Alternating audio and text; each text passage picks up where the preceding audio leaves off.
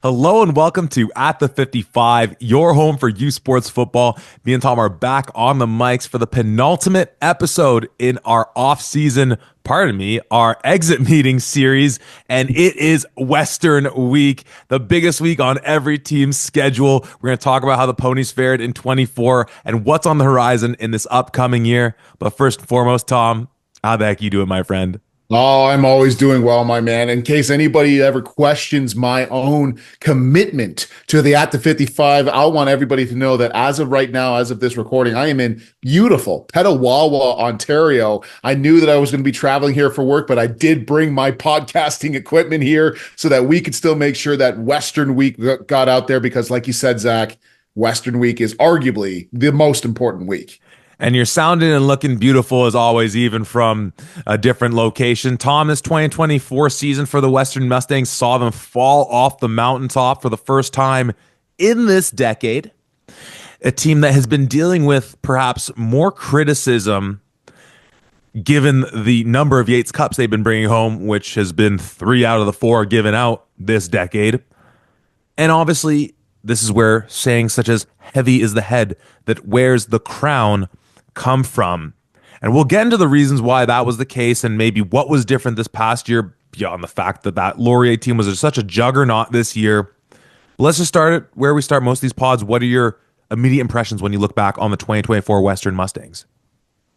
So I think with this Western Mustang squad, as you always said, there's always pressure along with these Western ponies, and for good reason. I mean, this quality of practice, quality of coaches, quality of the players, you always have that Yates Cup or bust kind of mentality here. And for the most part, like you mentioned, this is the first time that they have lost a Yates Cup in this decade, having handily beaten the Queens Golden Gales and the Laurier Golden Hawks in the past couple of years here. So to see them lose this one after losing in the regular season matchup as well to these Laurier Golden Hawks was certainly a shocking one. But I mean, you look at some of the other games that they were having this year, it's still the same old Western Mustangs. I mean, what was it? 3 out of the 8 games that they played last year, they scored 60 or more points.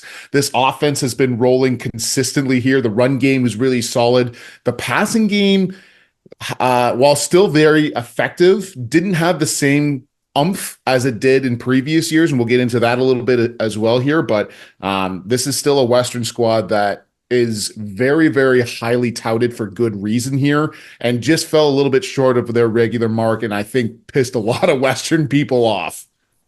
Absolutely. And, I have that schedule in front of me for how they fared last year. And it started off on the road, 38-11 victory against the Ottawa Gee-Gees. Then they take care of business against Waterloo at home, 71-3. They take care of business against Carleton, 52-21. Remember, that was the game that started off in the worst possible manner for the Ravens with the 2 touchdowns off the jump. Ultimately, despite the margin of victory, a really nice day for the Ravens. Then comes the Laurier loss in Waterloo, 43-28, where kind of like what happened in the Yates Cup, Western didn't really have an answer for the Laurier offensive attack, and then a few key mistakes here and there by the Western offense, and they just couldn't keep up. Take care of business against Queens, 39-14. Take care of business on the Evan Hillock homecoming in McMaster, the second of our game day lives that we did, 61-26.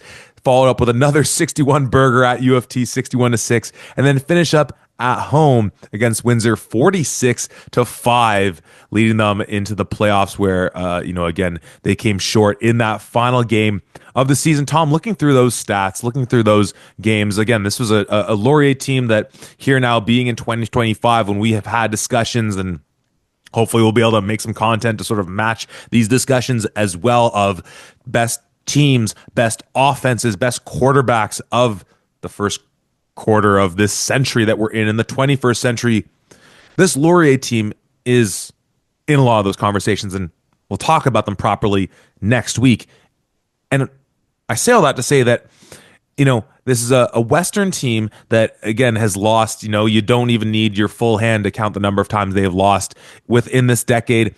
We see the results as it is, but I firmly remember, because I think we clipped it and we posted it on our social media, but I'm never too sure what ends up making it onto social media or not, about no one's going to care, Western, if you win the Yates, let alone given that we knew that it was going to be OUA AUS if you make it to a Vanier because of the difficulty they had with Laval 2 years ago. And you know what? Again, it was a good game by them at the end of the day. I was a really strong Laval team. They were the Vanier Cup champs that year. And then a really strong Montreal team last year. Pretty darn strong Montreal team as well. Or sorry, 2 years ago, I should say. Sorry, 3 years ago for Laval, 2 years ago for Montreal. That we knew going into this one that, look, for us to really mark this as a successful year, it's going to take more than the Yates Cup. It's going to take more than a UTEC or a Mitchell Bowl, so on and so forth. With that being said, like, is it fair to categorize it as a failed season for Western, given again that the context of going for four Yates Cups in a row is pretty well unprecedented? It's an interesting conversation because I think to the outside looking in, and certainly as us, as I think it's fair to say the primary reporters on OUA and U Sports football in this era, I wouldn't necessarily target this year as a failure because they didn't win the Yates Cup. But in speaking with a lot of the Western players and the Western coaches, I think they, in their minds, did view this as a failure.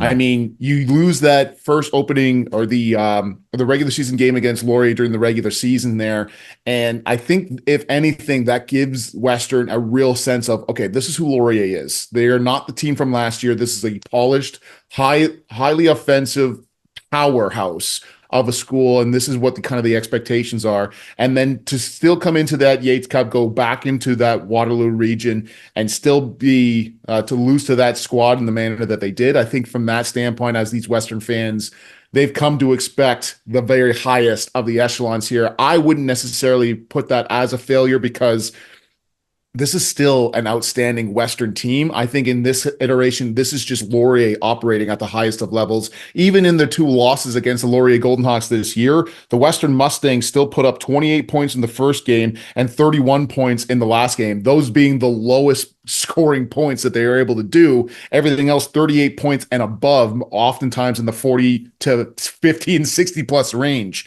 So this is still a Western squad that is still able to put up points almost at will, hold defenses to a reasonable margin, even if they weren't putting up 60 points a game, and who somehow, some way, as you and I have spoken about this before, are able to come out with different iterations to put additional pressures on quarterbacks. I mean, during the regular season, we saw rarely, if ever, sacks, or at least not as many sacks as we were coming to accustomed to. And then they play a playoff game against your Guelph Griffins, my Guelph Griffins, everyone's Guelph Griffins. And they put up 6 against, in my opinion, one of the best offensive lines in the OUA. So there's so many different layers to this team. There's so many different layers to this squad. I think that this is still a Western Mustang team that could be, that is the same caliber as previous years as we've seen. I just think that this was Laurier's year, and this is what they were able to do.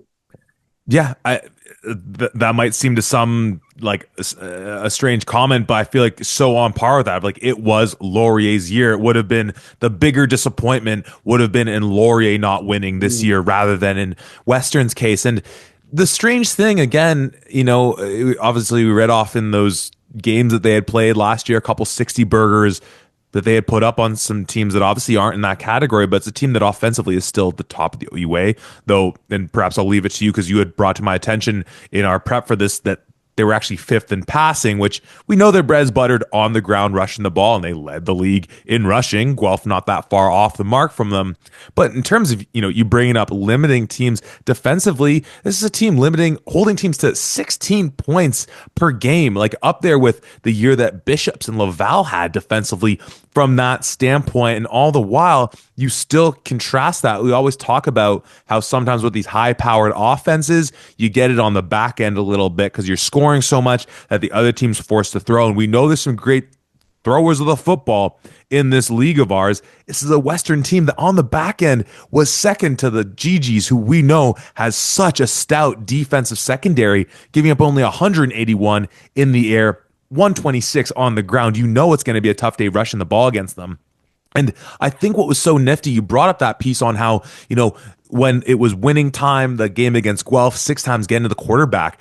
Some of my impressions when I think back to this year are really how we saw, or what seemed like, Coach Gaetan Richard on the offensive side, and Coach, oh my goodness, why on earth am I having this brain fire right now in the middle of Western Week talking about Western's defense? Bail me out, Tom. Help. Decent. Oh my goodness. Thank you so much. Coach Gleason, where we were seeing some of those 30 fronts and seeing him bring those pressures from a guy like Buchanan or from Max Nixon and just having them come from every which way to disguise things when traditionally it felt, as we've always talked about, and yes, I am sporting the Yates Cup sweater from when we at Guelph beat them 10 years ago in a Yates in London. I'm petty, but it was always anything in comparison to going up against you guys at Mac with the mad scientist and Coach Knox, which was that Knox was going to make you think more. Maybe you didn't have athlete for athlete the talent that Western had, but you were going to have to think more. You were going to have to do way more prep. Western, it's like, look, you know what they're running, but they're the Globo Gym Purple Cobras. We're better. We're Western. We're better than you, and we know it. And it felt like this year, offensively and defensively, and at times it was so much fun seeing what Coach Richard was cooking up. I just happened to be the MAC game, and I'm not trying to, throw us in a special dig at you, but just some of those looks, and you were talking about it all year long in other games where they would have these motions or these looks where there's pulling guards one way with a sweep motion, but then there's a look off at the other way. And it's like, no matter which way you cut it, no matter which way you tried to play it as the defense on the opposing team, you'd be wrong. And it was one of the most entertaining offenses when traditionally Western can be one of the more boring offenses to watch. Power G, play action, bomb down the sideline, touchdown. And there was plenty of that. How do you feel about, I know we talked about it this year, from that standpoint of it looking like Western actually tried to tinker a little bit more. And again, maybe that Laval semifinal from 3 years ago still in the back of their minds of, when they got behind and they tried to move it downfield and they didn't have anything to go to but off of the play action, as that maybe wake up call to say, okay, look, we're the best. We know we're one of the best, but we still need to have those extra wrinkles in. Yeah, I loved everything that I saw from this Western offense, in particular in the running game. And you alluded to it, but I first saw it when we were down watching Western versus Queens. And the beauty of it, once again, standing at the end zone cut, making sure that we're able to see everything. And the thing that I saw was a thing of beauty. Up front, it was a counter tray, meaning that their guard and tackle on the front side were pulling to the back side of things. And typically speaking, that's a bread and butter play for Western. Keanu Yazbek looks like he's going to follow his blockers so that he's got 2 or 3 guys at the point of attack, and he's able to make guys miss and do his thing. However, this time it was counter step to the right where his pulling tackle, guard and tackle are going, and then cut back the opposite way. The lone tight end on that backside looks like he's losing his guy inside when really he seals him in. Yazbek bounces outside and he's gone. And as a defense, when you're playing linebacker, if you don't respect the pulling guard and tackle and you're not flowing with them that way, man, that's just free reign for them to run that play over and over and over again and get major yardage. So it forces that defense to flow. And then once you have a Mac linebacker, a Will linebacker, sometimes even the Sam going towards that point of attack, now when Keanu Yazbek bounces out the backside, there's no one left. And when you got a guy like Yazbek or Keon Edwards at the time on a one-on-one with a halfback or a corner, I'm taking that matchup every damn day. And I saw that a couple of times. It's obviously not a bread and butter play, but it's something that was thrown in a few times. And man, I love that wrinkle that's added into a Western offense because it beautifully plays on what Western's strength is in the run game and forces teams to, okay, if you don't want to actually respect the flow of the O lineman when they're pulling, fine, we'll just run regular counter tray and you'll be out of position here. And then when you do flow, we'll go backside, and it's an outstanding addition to this Western offense. There were many more, but that one was in particular just highlighted to me in something that Coach Richard, chef's kiss. That was just beautiful, sir.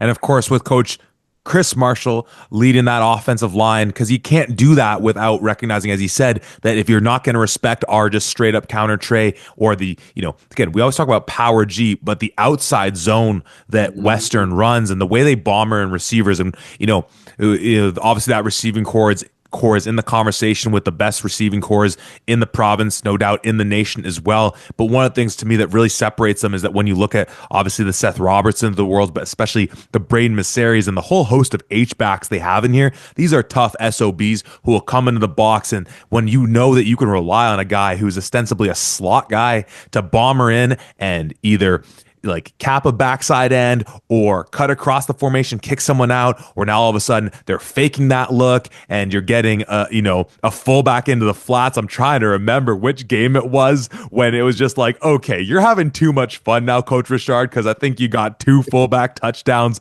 in that game.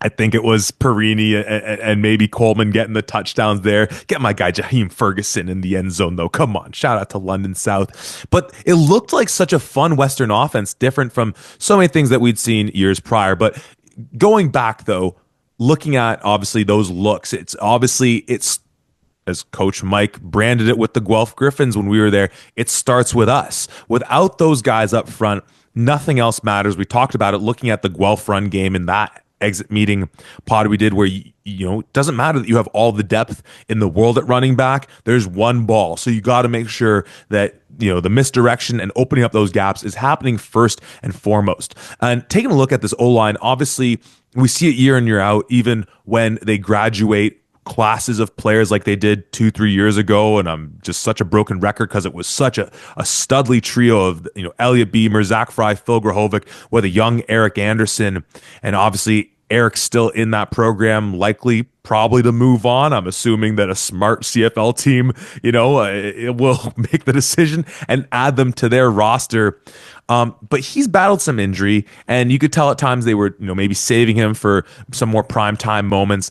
A year where Keegan O'Neill missed, I think it was the whole season, and Sebastian Siebold, who and this is sort of partly where I want to set this up to talk about the O line from the standpoint that again, shout out to Coach Chris Marshall for having those next players up to fill those gaps so that, again, it doesn't look like they missed a beat, but also to sort of hand it over to you because about 2 weeks ago, you were at a Western Spring Camp and you've alluded to it on a previous podcast, but to really talk about what you were seeing from that standpoint, also thinking about in the run game, I'm assuming Keon Edwards is hanging him up for the purple ponies at this point. I just can't imagine how he's able to play again. But if he is, I'm not going to, despite my Guelph love, I always would love to see another year of Keon Edwards. Keanu Yazbek, we'll talk about the guys that are possibly going to the CFL. He was at the Combines.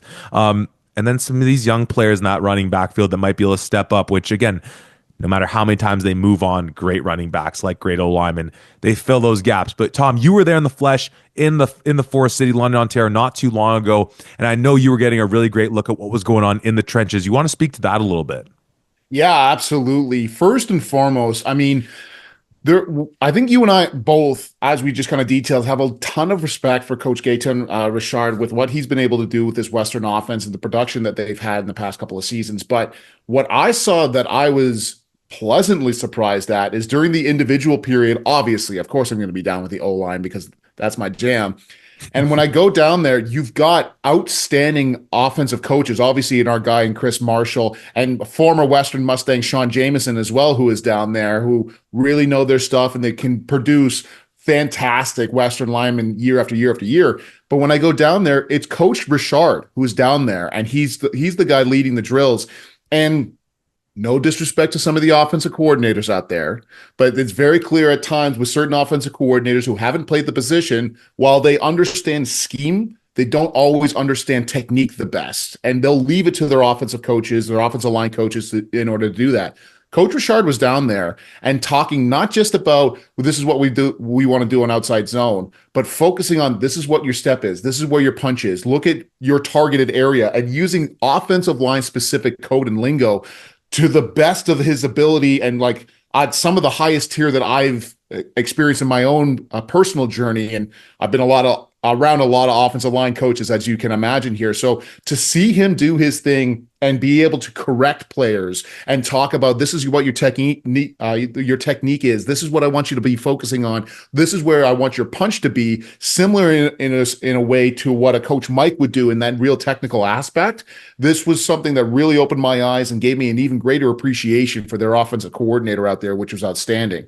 The hilarious aspect of this is that when I went down there, let's remember, folks, spring camp for the most part, especially in that last week, is right in the tail end of, or right at the beginning of exams. So there was a lot of guys who were out who were not there because they had exams going on. I think there was a bit of a bug going on. So for the most part, there was only about 7 or 8 offensive linemen there, and for the most part, first and second year guys. And of course, when that happens, the entire defensive line is there the entire day. So I get a chance to go to Western practice and not just see an outstanding showcase that Western Mustangs always put on, but I get a chance to see one-on-ones, inside run, and 12 on 12 from an end zone cut in Western. My God, man, I was on cloud nine. I was laughing. It was fantastic. But to see these young guys go up against the very best that Western has on that D line and do one-on-ones and get like 20 or 30 reps during one-on-ones, and then to do inside run and blitz pickup and then 12 on 12s, it was a lot for these guys. But once again, we have that mentality, and you and I have spoken about it, that okay, somebody else graduates, somebody else is going to come back in, and there's not really going to be that much of a gap. That Western offensive line, even though they were first and second years, is damn good, and they will continue to be good. Well, let's keep on that conversation because that's obviously a nice transition to talk about the defensive guys on that side of the ball. But, though obviously looking at folks like Soren Hallschmidt and Maximum Muhldorfer, and they'll be part of the conversation as far as potential draftees this year, or they are potential draftees, and we'll see where they line up. And, Connor Franzese had a nice year, and the young guys like Malcolm Frazier, who was an all rookie guy, and my guy, and, Marcus Robinson, and doing his thing. And that's the second South London South reference of the day. But here's where we're gonna quickly make the third London South reference of the day. And I love that this is the Western Pod, and I get to talk so much about London South football, and it just is a testament. This is gonna make, there's so many coaches in London that are gonna listen to this right now and be so pissed off. But where the crown jewel is of that high school. There's so many great high school programs out there. But when I saw, and I'm very limited in what I see on social media, but was lucky enough to come across the news week 2 ago that Andre Thompson signed to stay in London to play for the Western Mustangs. It's a crime to just call him a defensive end because he could play every position on the field and compete for starting reps, including at quarterback and punt. Like he is the Booby Miles meme of when his uncle is in the stands being like, and he can pass, right? Because this kid can do it all. And I saw that, and I remember messaging you about, the only weird thing about all this. It makes all the sense in the world. This guy is a OFSA champion with London South from 2023, a OSFL champion from 2022 under Coach Matt Snyder, now with the Beefeaters, brother of Steve Snyder. I love all the family trees out of London. London football, gosh. But my main comment is, this is a kid who should probably, and again, who knows what's in the cards for him in the future, but should be playing SEC Big Ten football. And I know family's a big thing for him. Maybe he just wanted to stay home, and I love that. Obviously, one of the great parts of the Trey Ford story was the fact that he made a deliberate decision to stay in Canada. And I haven't talked to Andre. I don't know what the situation is, and frankly, if that's the case, more power to him. But goodness gracious, he is a one-man wrecking crew, and you got to see him against these, some first, second year guys on that O-line, but some of the veterans as well. You got to see him in his first reps of U Sport football, and tell me I'm lying in saying that this kid, as a first year, will be one of the most dominant defensive linemen in the province. Oh, I truly believe that that's going to be the case. For the folks who don't know, who haven't heard, or are just hearing this for the first time, I think this is the first year that U Sports has allowed it, where if you have a recruit who is fully committed to a university before spring camp happens, they're actually allowed to practice and participate in that spring camp for that school in order to get those live reps. So that's why Andre was able to do that. It was interesting in the one-on-ones where you saw he's got one of the greatest defensive line coaches in Coach Dennis McPhee working with him one on one. And you can already tell the relationship between the two of them is fantastic. You had Coach, everybody calls him Deeker, Coach Deeker grabbing him, arm around him. Way to go, kid. This is what you want to focus and just doing his thing with them. But you could tell in the one on one period, which was one of the first periods of the day, he's thinking a lot about it and he's trying to put in to practice everything that he's learned in a short amount of time. So he's not moving as quickly as he can in some. And then there's one rep where he just goes, you know what? I'm just going to do my own thing. And he really showcased his power, his agility, and his sense for the ball. He did a quick swim move, didn't quite catch the offensive lineman there. He still got a hand on him and then was still able to make another move on top of it to fully chop that arm down and get into the backfield. One of my favorite plays of the day, it's during an inside run period. He's the backside defensive end. They do zone right away from him, and he scrapes right down the line of scrimmage and immediately tackles the running back. Because it's an inside run, they're not really focused on doing the actual zone read, so the quarterback just automatically gives it. Coach Dennis McPhee comes back up to the offense. He goes, "Hey guys, can I ask a favor? Can you just run that exact same play again? I saw what that kid did. I want to make sure that I'm doing a teaching lesson." They go, "Yeah, no problem at all." So they run it again. They do the exact same thing, except this time the quarterback pulls it.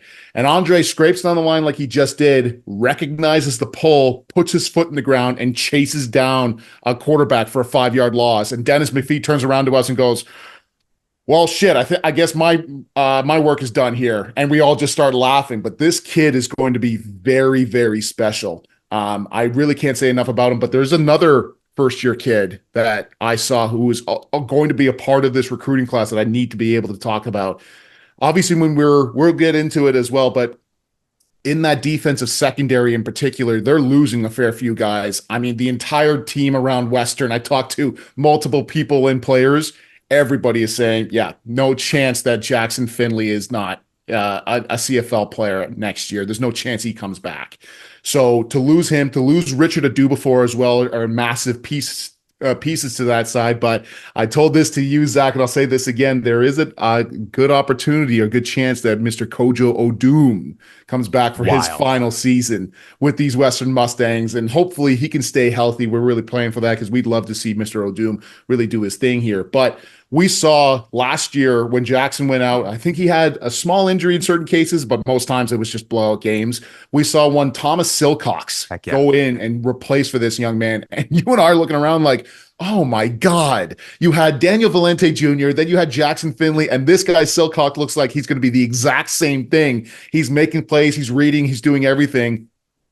And then I look back there and I go, I think I see Thomas playing half. Who's playing safety? Another young kid who is once again a high school player who's coming in by the name of Jackson. Excuse me. Let me just make sure I get his name right. Jackson McKay, coming out of Banting High School. And this kid is so impressive. He has multiple D1 Division I offers from schools in the US as a decathlon, as a decathlete. I hope I'm saying that correctly. But his speed, his track ability are off the charts, but he wants to play football. That is his number one love. And most of those schools down there won't allow him to do both, or not a variation at bare minimum. So he says, you know what? I got a pretty damn good program right in my own backyard in London here.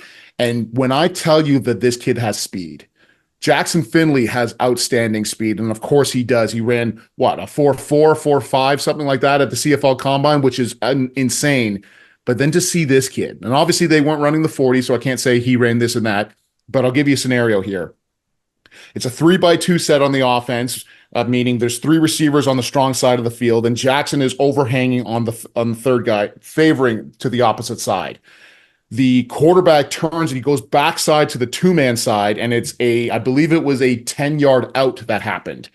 Jackson, at 30 yards back on the opposite side of the field, reads it, sprints across, and is able to break up the pass before it actually hits that receiver's hands.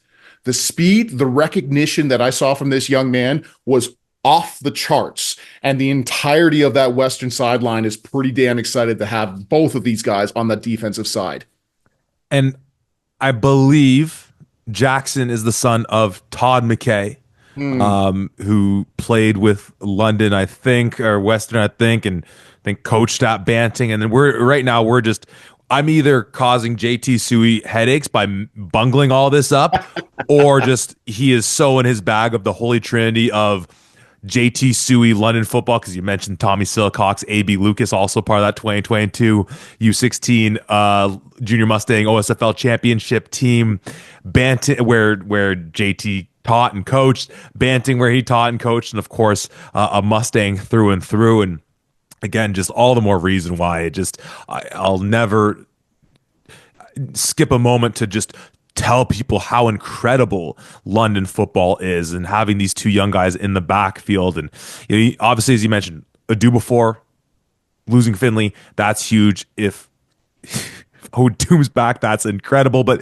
guys like Jackson Murphy too, and Chris Cogler, Cameron Cogler as well, possibly veterans that are in that secondary. Jacob Saunders as well has been around there for a little bit. Where again, we talked about how this is a team where we often see that with clubs that have a high-powered offenses. I think Laurier, by the numbers, you see Mhm. they put up the numbers, and then even with some studs in that back end, they're giving up some of those points, or at least those yardage. And this is a Western team that's still able to hold the line, which is remarkable. And again, all credit to the coaches and just to London football in general. It's going to be really exciting to see how this team is able to incorporate those young guys, because it's always win now mode for this club. But we've obviously seen young guys flourish right away for them. In a odd manner, let's go now from defensive secondary to, we alluded to the passing attack. We talked about the run game, the O-line, some of those backs for Western. Actually, I kind of want you to talk about Ethan Dolby a little bit, because you were saying some really nice things about him. So maybe let's just swing back to the Mhm. offense, because, Mhm. we haven't mentioned Evan Hillock's name yet, really properly yet. Uh-huh. And you told me some exciting things, talking to folks out there, and I don't know if there's been, in the 8 years that we've been covering the league, I don't know if there's been a player more criticized than Evan Hillock. And you know, again, this is a guy who, you look at some of the guys like Trey Ford and the other great quarterbacks who've played in this league, who haven't had nearly the success. And everyone's going to always say, well, you put Trey at Western and they win the Vanier every year. That might very well be true, whatever. But again, there's a certain level of courage to, obviously, I'm sure there's a lot of people who would love to be a starting quarterback for Western. That is, I'll repeat the phrase, heavy is the head that wears the crown. I can only imagine, especially when you're of that ilk of someone who is believed to be the next guy in this lineage of quarterbacks that has truly not skipped a beat for 20 years, probably longer. I don't longer than I have any general sense off the top of my head. And the numbers are always top three, usually top two. Obviously, this year, as you said, was a bit lower, but I think they were trying to do a few more creative things as a whole. And he's always either, well, no, he's always won Yates Cups other than this year. Yet somehow he takes on more criticism than probably any athlete in our entire sport. He's had some great weapons around him, but he's had to adjust to new faces. He's had to adjust to changing, having a MVP in the running back field and having to play off of that and all these types of things. But again, you were there, you were talking to folks. Let's talk Evan Hillock. Yeah, and I've been itching to talk a little Evan Hillock football here ever since Western Week was coming up in our Western podcast. So, first off, let's start with the criticisms here.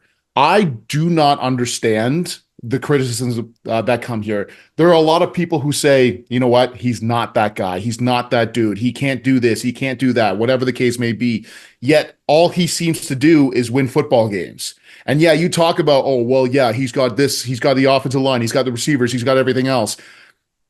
Every single great Western quarterback has had exactly that. And when you start talking about the lineage that's here, well, from, of course, the 2009 season, which had my favorite Yates Cup of all time, arguably, Michael Faulds. Then you go into Donnie Marshall. Then you go into Will Finch. Then you go into Chris Merchant. Then you go into Evan Hillock. And are you going to say there's some other quarterbacks in there as well? But of any of those names in there other than Evan, are you going to say that, well, they didn't have great offensive lines, great receivers, or great running backs? Of course not. Of course, they all did. And yet, somehow, some way, Evan is the guy who they constantly go after. This kid has put up with more criticism and more critiques on his game than anybody else, and he's still found a way to consistently win here. The other aspect of this, one of the pieces that I wanted to bring up to go along with this passing attack, I mentioned very briefly at the beginning of this that it wasn't quite as prominent as we said. In 2024, they finished with 2,118 passing yards. To give context to that, in 2023, they finished with 2,547 yards. Now, obviously, we went through all of the numbers here. They're scoring just as much as they were, and they're still a very prominent offense. But somebody mentioned this to me while I was at that Western practice. They said, Evan has been dealing with some kind of an elbow injury. They're not 100% sure what it was going on with, but it seriously affected his ability to throw and to throw consistently. There were times where it was paining him so much that he could barely practice in certain weeks, and they give him some time off so that he could rest and heal and be ready to go for game day. They have figured out whatever that was, and they have treated it. When I tell you that I was at practice and I saw some of the throws that this guy was making, I'm telling you this is going to be the best iteration of what we've seen from an Evan Hillock. And this is a former Vanier Cup MVP, Evan Hillock. I think this is the year that Evan finally, for some reason, he hasn't yet, although when we actually start breaking it down, it makes sense, whatever. But this is the year, and I'm going to call it now as of April 15th, Evan wins the OUA MVP this year. He showcases why he's one of the best quarterbacks to play at Western and deserves to be in that great ring of quarterbacks that I listed off earlier. And he's really going to pop off with not just the mentality that he has in this being a revenge year, even though they only lost to one opponent, but just to come back and say, every hater that I have, every person that's giving me a critique or said that I'm not the guy, this year's for you. You're going to watch me do what I do against you guys. I'm again, aside from how excited I am for this Guelph year, I am so just because of the love and admiration I have for the kid in Evan Hillock. Man, I hope all that comes true. Just from the standpoint of what a feather in his cap and what a cap to his career that would be. And I think the narrative plays in so nicely. You mentioned the part of the Evan Hillock revenge tour, the just Western Mustangs revenge tour.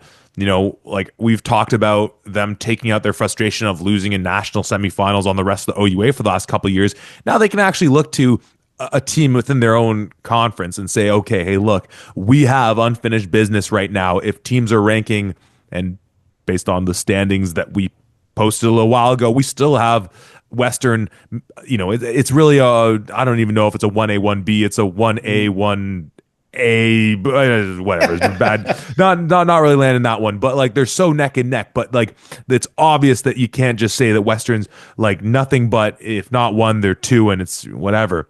But perhaps as a transition to look at now those weapons around him, because this is a guy now who we've talked about players coming in and out of the system, and we're looking at a guy like Seth Robertson maybe being done. We're looking at a guy like Braden Masseri might be done with Western. We're looking at in the backfield, as you mentioned, Keanu Edwards, probably done. Keanu Edwards, Keanu Yazbek, he might be out of there. Eric Anderson could be out of there. I think let me have it in front of me right now. Was Alex Berwick? No, Berwick wasn't. Alex Berwick, draftable. Like such a flip script of this offense.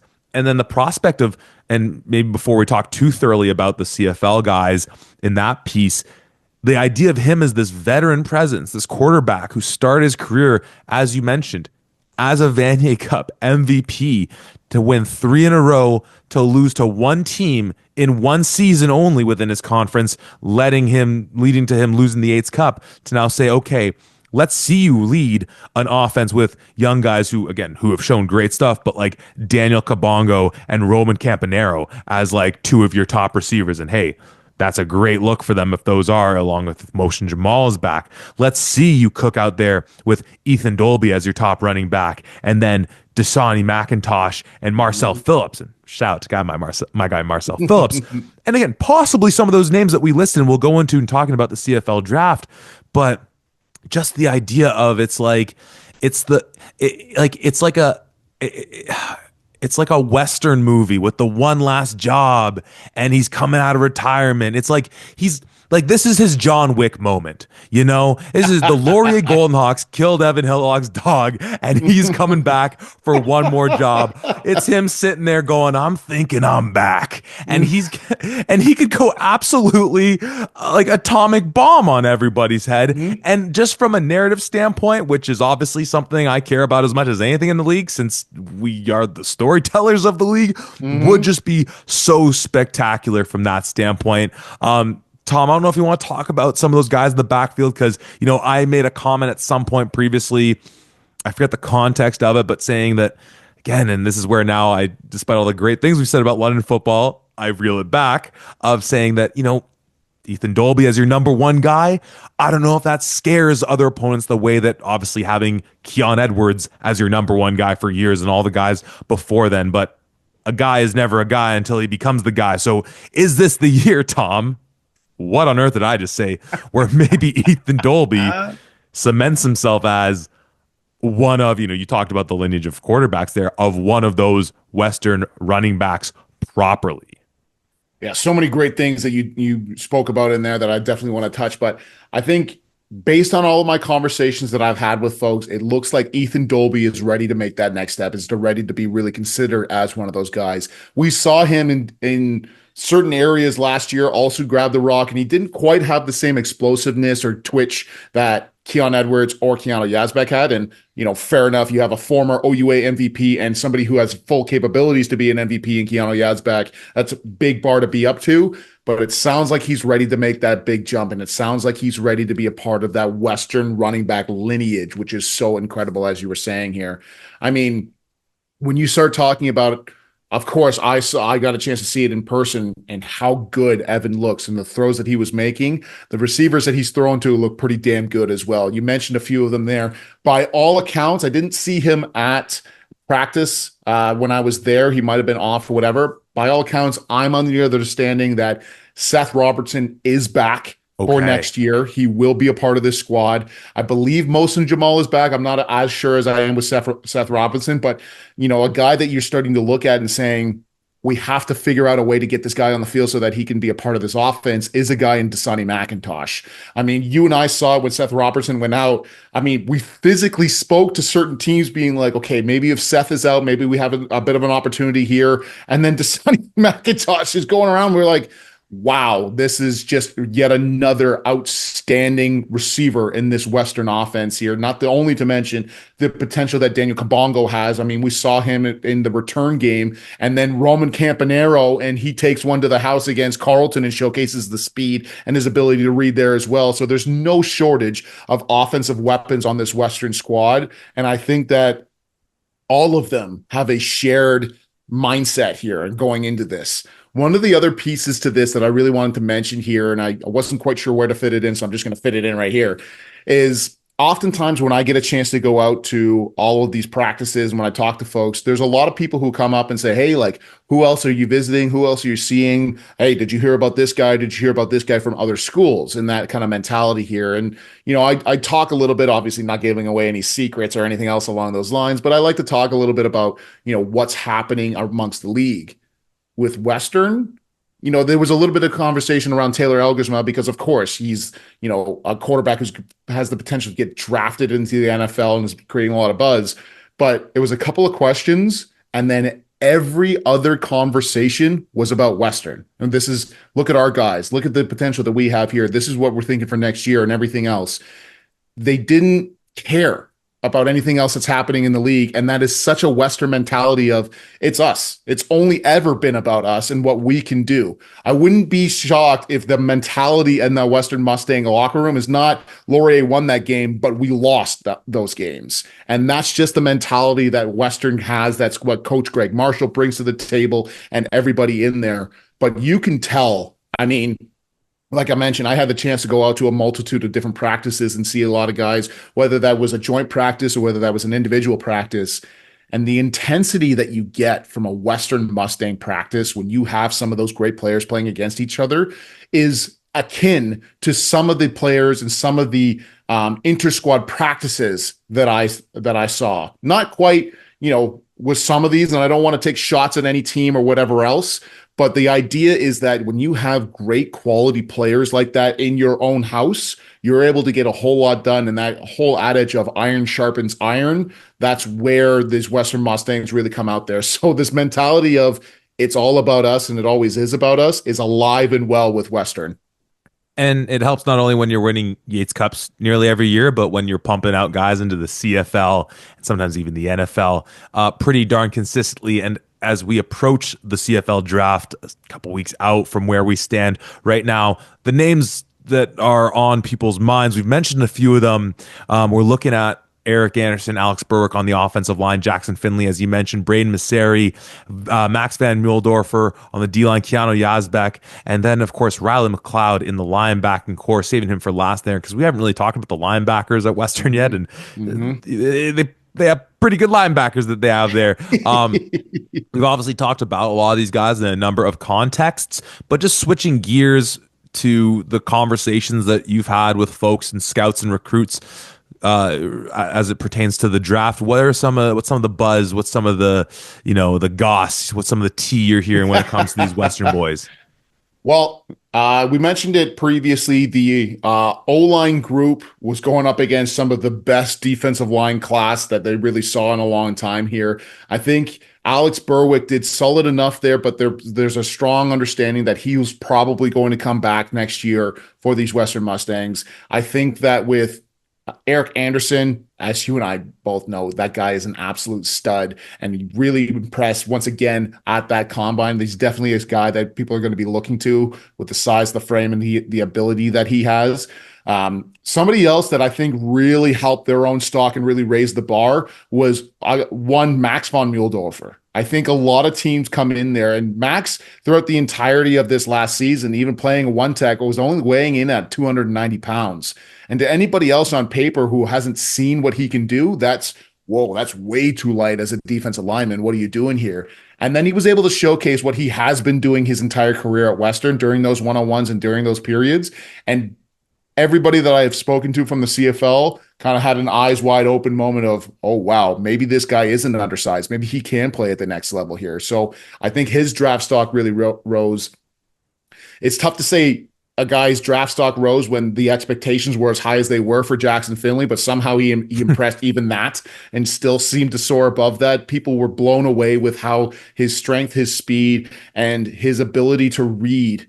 But I think where he really was flourishing is in those special teams periods and showcasing that he's willing to do whatever it takes, not just, oh, I'm only playing safety and that's it, but showcase that he was really had a strong ability to play specials and to really show his stuff. And that's a huge reason why people don't think that there's any chance that he comes back in this one. And then the last guy that I really wanted to mention here is one Keanu Yazbek. And once again, same kind of thing. It's hard for a Canadian running back in particular to get into that CFL draft, but a couple of eye raised moments when Keanu touched the ball and he showcased his special teams ability for sure, but his ability to catch the ball, his ability to run with the ball, his vision and his pass pro into those one-on-ones were fantastic as well. So of course, these Western Mustangs are always going to be highly touted and highly looked after, but those guys in particular really showed out and were able to put themselves on the map. And you know what?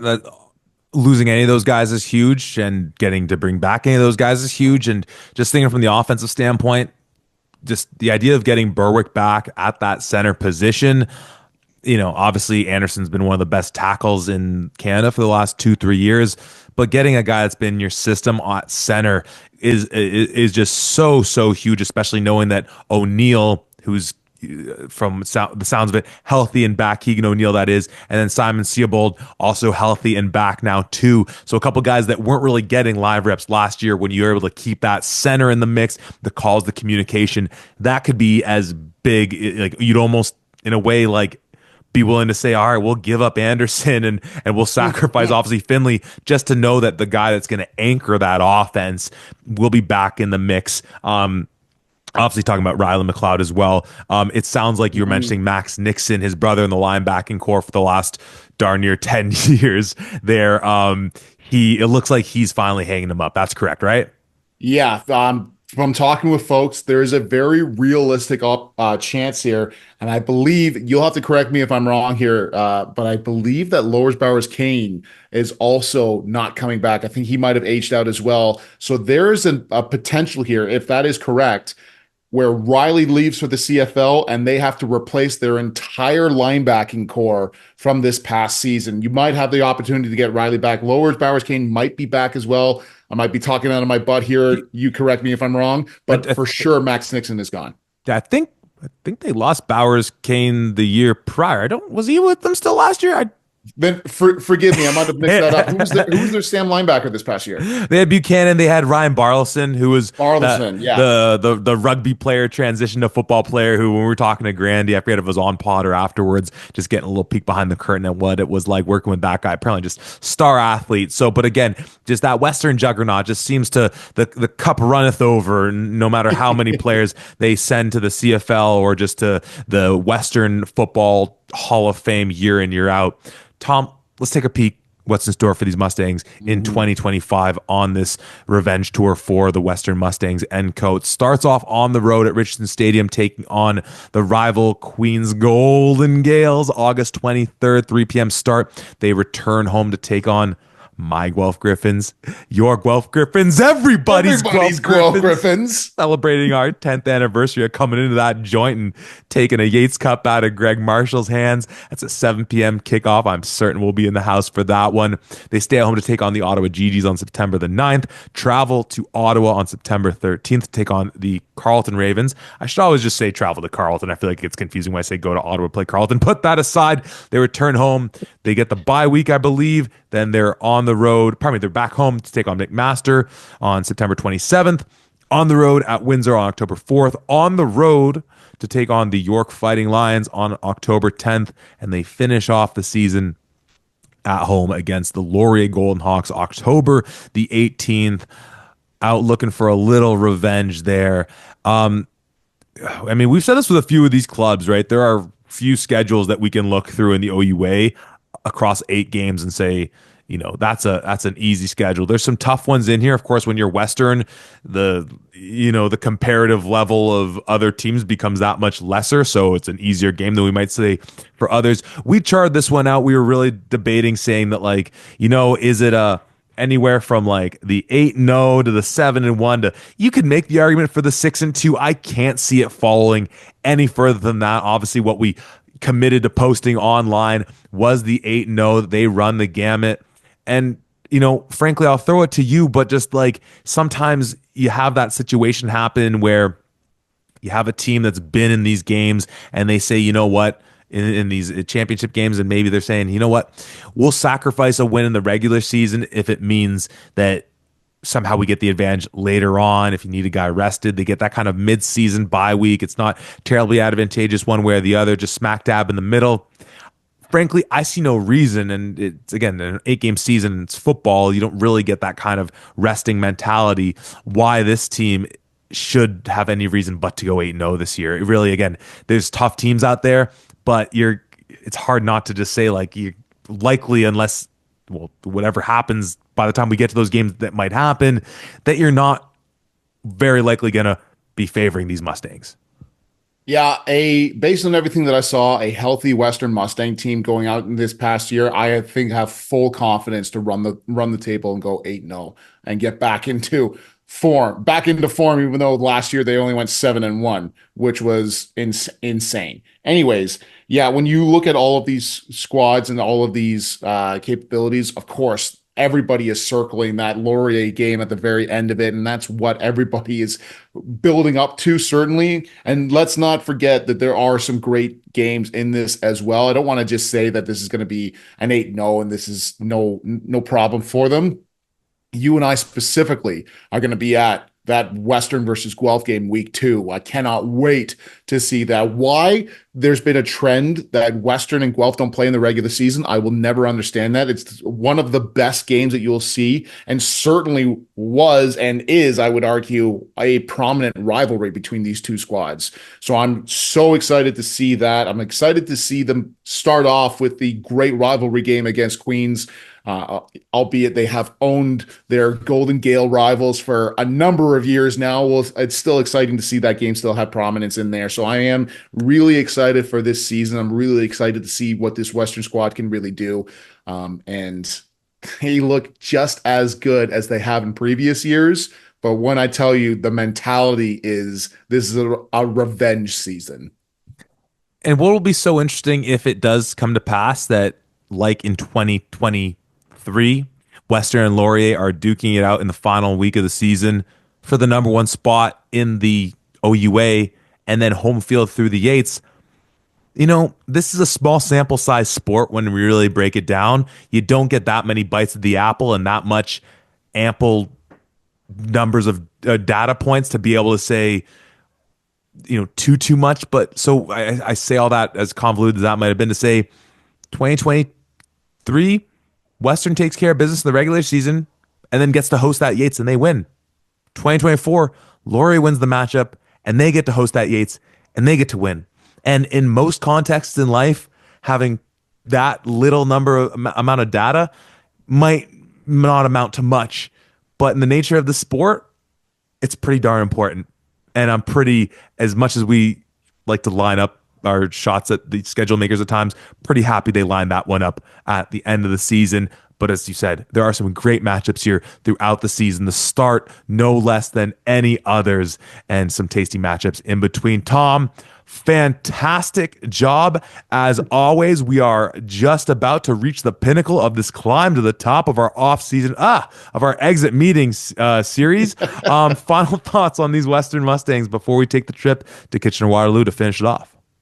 Yeah, this is a squad that I really cannot wait to see going into next year. Obviously, they're always a team to watch, or they're always going to be a team that's going to be at near or at the very top of the OUA. But getting a chance to see them and really do their thing was an extreme privilege. And I think, once again, Coach Chris Marshall, I was reaching out to him in particular. He was the guy who gave me all the information so that I could come down and see that. And he's just a fantastic dude in general. So thank you to him.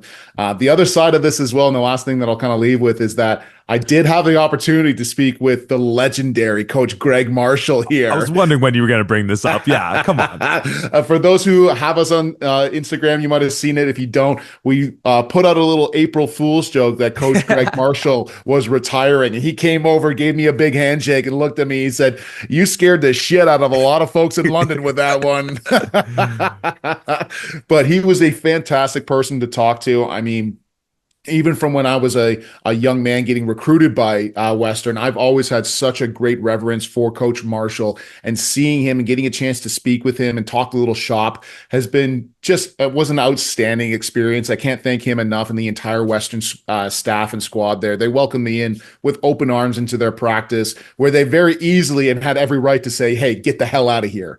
So thank you to that entire squad. Thank you to Coach Marshall, both Chris and Greg. And what an outstanding experience. I cannot wait to see them next year. When you get the opportunity to see how Western does it, whether the practice level, in the film rooms, the weight room, all those things, it clicks and it makes sense. And then when you get a taste of what London football is that they get to build off of, it's the crown jewel football in the province. And I know I haven't got the same amount of experience in other necks of the wood, obviously Hamilton, where you reside, the Golden Horseshoe in general, the Ottawa area, Hamilton. There are some Brampton, there are some powerhouses for football. Essex region, again, hey, let's talk a little Essex region football, Mr. Luke Wilson. But I don't think anything competes with London. And again, the proof of the pudding is in the tasting. And boy, oh boy, these Western Mustangs are looking pretty good going into the season. That is the penultimate episode of the Exit Meeting series. We have one more stop to go in the KW to talk